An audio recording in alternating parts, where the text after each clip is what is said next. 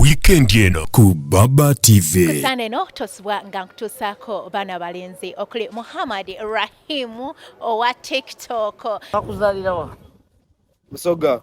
Busoga side ki? Bujiri district. Bujiri district. No Busoga Olumani? Ndwidi. Wetolwidi mganange. Ndwidi naye si Ndwidi ino eh? Kati soko babuuza ko mu Busoga. Kodeyo. Muli mutya.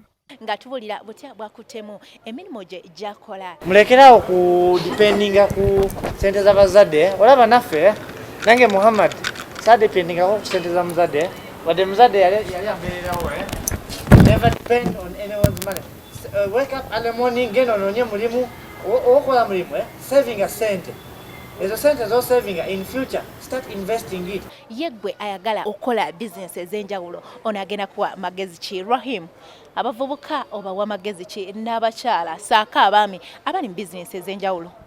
Abavubuka n'abakyala mba advising aba saving ba investing after mba advising abalekerawo obunafu eh? You should wake up early from the bed, go to work and invest in something eh? Tamubera wakane mugamba muno government yagala tuwa mulimu eh? Yet you yourself you can create a job by yourself. Your advice jembawa. Kusane eno nange Sandra Nabagala tosubwa.